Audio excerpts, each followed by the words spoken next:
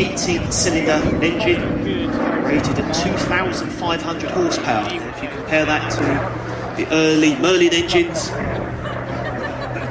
with the early Master Spitfire, those engines were rated just about 1,000 horsepower, so 2.5 times the power of early Spitfire in this aircraft.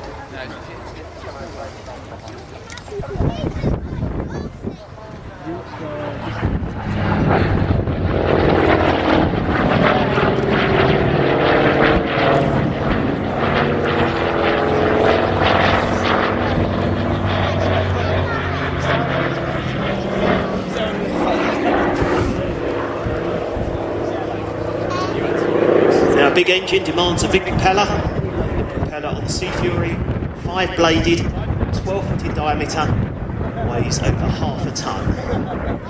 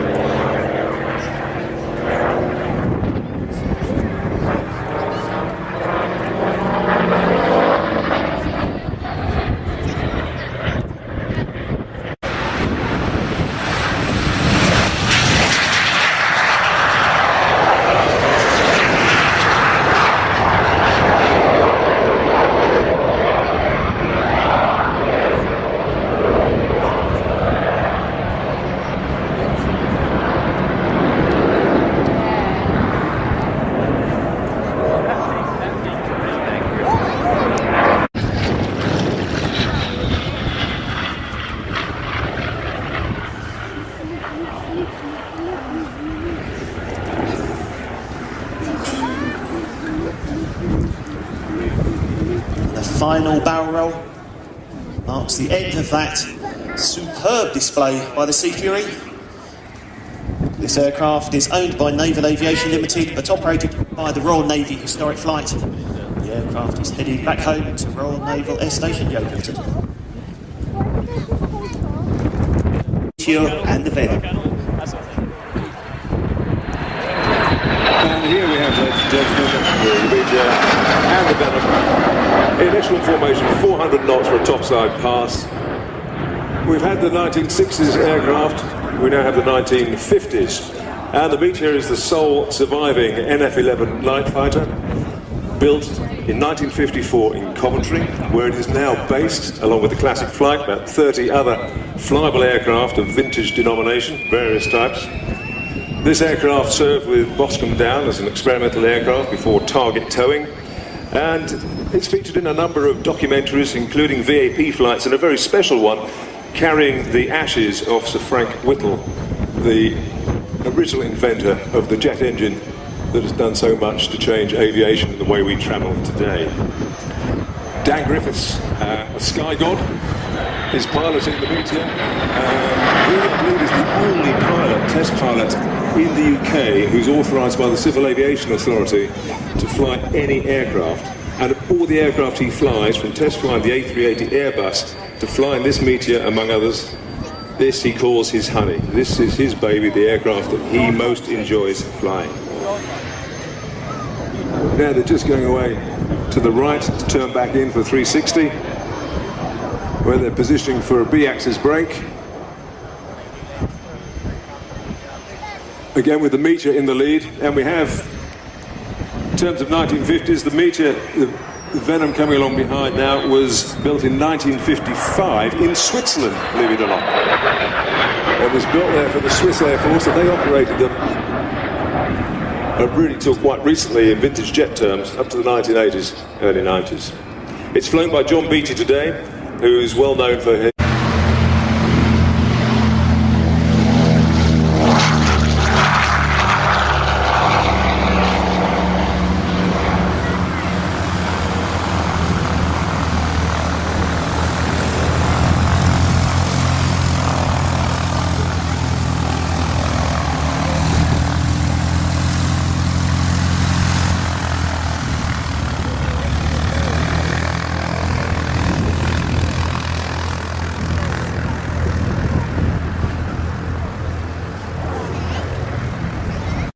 bombers with 4 cannons.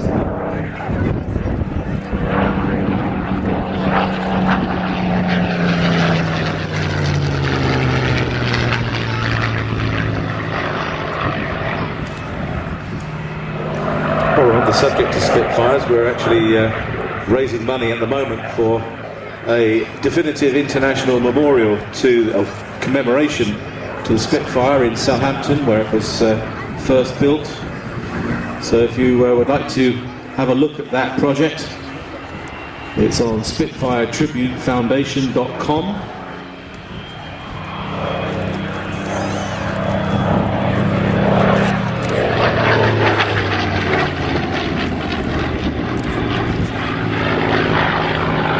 SpitfireTributeFoundation.com, where you can see the progress of the plans to put a 100-foot Spitfire out on Southampton Water, very near to the Supermarine Works where the Spitfire was first designed and built. And you can actually donate on that site as well if you would like to participate in the very worthy task of making the definitive commemoration to this fantastic aircraft.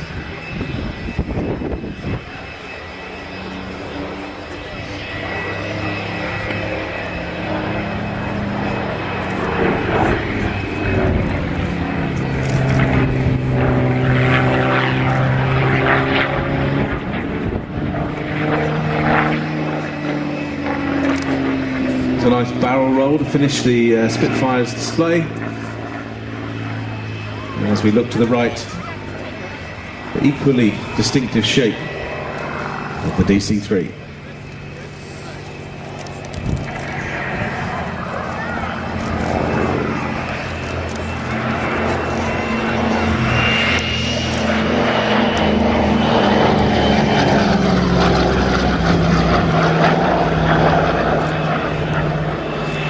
Or, Andy, the C-47.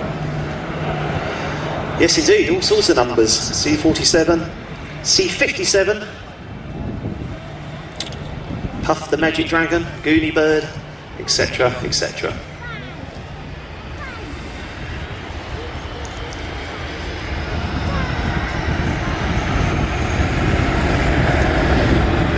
This is indeed the DC-3. There was a DC-1 and a DC-2. The DC-1 was not really much more than the prototype aircraft, only one was built. DC-2 was a larger, more powerful aircraft, could carry 14 passengers, 193 were built. Of course, it's the DC-3 that went into the history books. Over 13,000 examples were constructed.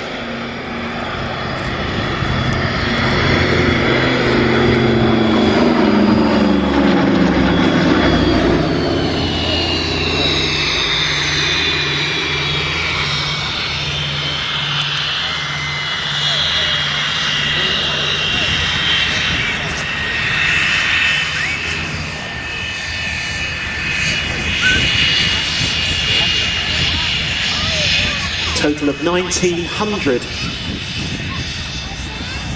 DC-3s served with the Royal Air Force. Given the name Dakota, basically from the letters from the Douglas Aircraft Company Transport Aircraft, DACTA. Change a few letters round, you basically get Dakota, which fell in nicely with the RA's policy at the time to name transport aircraft after locations, such as the York, was later the Hastings.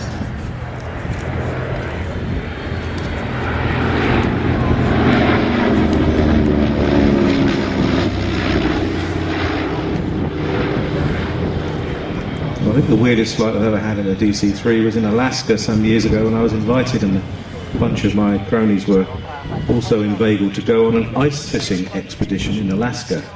And to get there we had to travel in a completely clapped out DC-3, but it was on skis.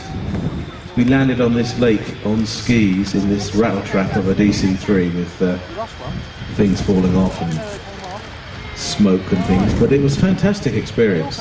I was much more interested in the airplane than the fishing.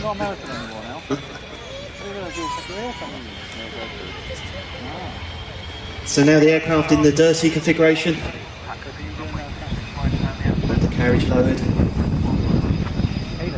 Now when dropping paratroopers, the aircraft will fly fairly slow down to 110 knots. These aircraft, they had no armour plating anywhere, not even self-sealing fuel tanks.